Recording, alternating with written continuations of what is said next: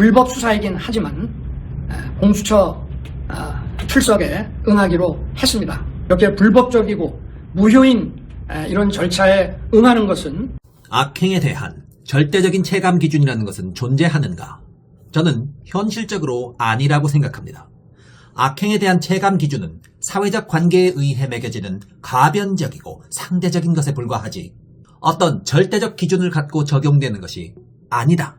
눈앞에 버젓이 불법이 자행되는 상황이어도 다수가 그것을 정당하다고 해버리면 악행이 악행으로 체감되지 않는 상황이 충분히 가능해집니다.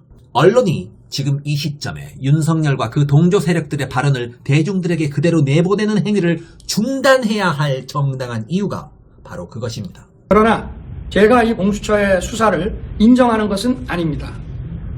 병적인 인지체제를 가진 자들은 보통의 경우에 일상 속에 흩어져 존재하기 때문에 자기네들끼리의 왜곡성 인지폭주를 일으키지 않지만 지금은 특수하게도 그 병적인 인지체제를 가진 자들끼리 집단을 이루어 네트워킹되어 있는 형국 하에 있습니다.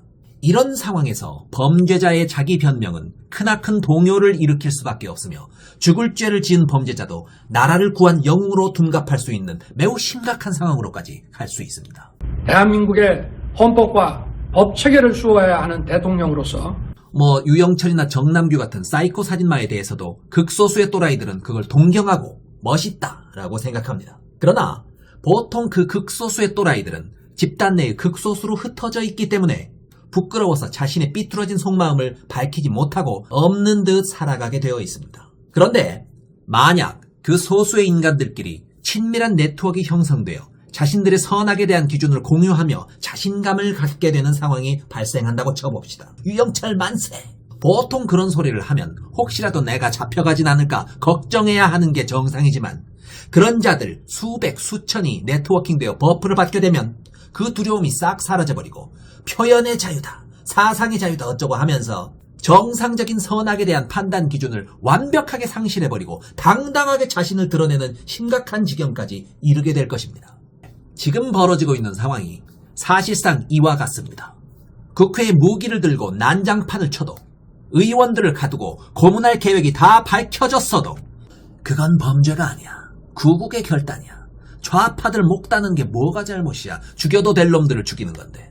라는 공감대 속에 파묻혀서 무엇이 잘못되었는지 자체를 전혀 체감하지 못합니다. 자, 분명히 사회적 기준이 흔들리는 부조리를 겪고 있는데 이 문제가 좌우의 견해 차이, 사상적 차이 정도의 문제로 포장되어 있어서 사후적으로 그게 잘못되었다는 사회적 교정 과정을 거치지 못하는 구도화에 있습니다. 예를 들어서 살인마 유영철을 동경하는 정신병자들이 네트워킹 되어 있어서 설사 자기네들끼리 버프를 일으켜 팬클럽 만들고 덕질을 했다고 칩시다. 그래도 그 경우에는 사후적으로라도 대중의 지탄을 받아 정신 차리게 되는 사회적인 압력이 존재하게 됩니다. 그런데 국가에 대한 살해 미수, 즉 내란 미수 행위는 연쇄살인과도 같은 중대 범죄이기는 마찬가지인데 이게 흔한 좌우 대립의 문제, 흔한 사상과 이념 차이의 문제로 포장되어 버리면 선악의 기준이 흔들린 게 아니라 그저 생각이 다른 것, 그저 입장이 다른 것, 정당한 표현의 자유를 누려야 해 라는 면피의 기자가 추가로 작동해버립니다.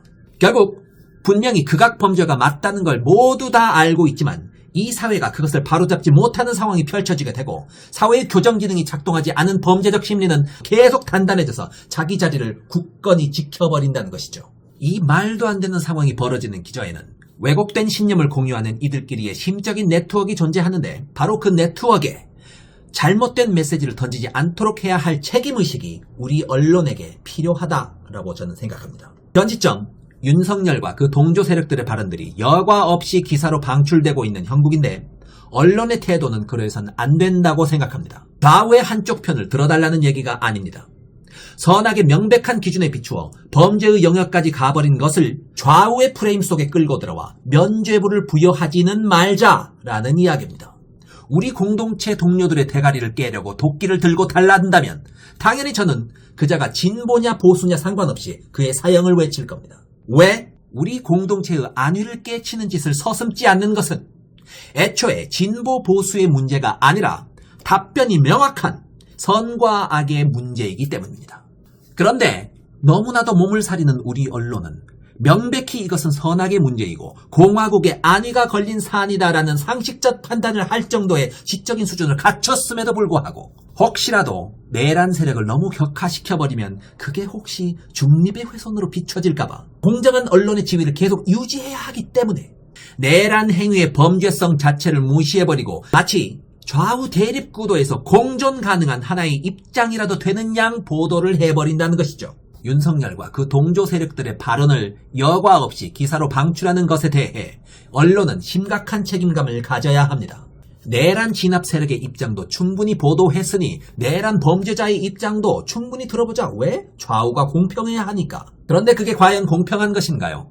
하나는 범죄의 영역에 이미 뿌리 깊게 들어와 있고 하나는 그 범죄의 영역을 바로잡자는 선의 구도를 명백하게 갖고 있는 상황인데도 말이에요. 궁지에 몰린 윤석열이 내보내는 내용머리 하나 없는 헛소리들. 불미스러운 유혈 사태를 막기 위한 마음일 뿐입니다. 한 줌도 안 되는 극우주의자들 사이에 떠받들물 노리고 뻔히 아닌 것 알면서 헛소리를 떠드는 황교안 등의 발언 등등. 헌법상 권한인 비상계엄을 선포했던 것입니다. 그런 것들이 보도의 가치가 있습니까? 보도의 가치를 떠나서 위험한 짓입니다. 실제로 그것은 큰 나비 효과를 불러일으켜 불필요한 소요 사태를 만들어낼 빌미가 충분히 있다고 생각합니다. 그렇게 되지 않으리란 법 어디 있습니까? 누가 장담해요?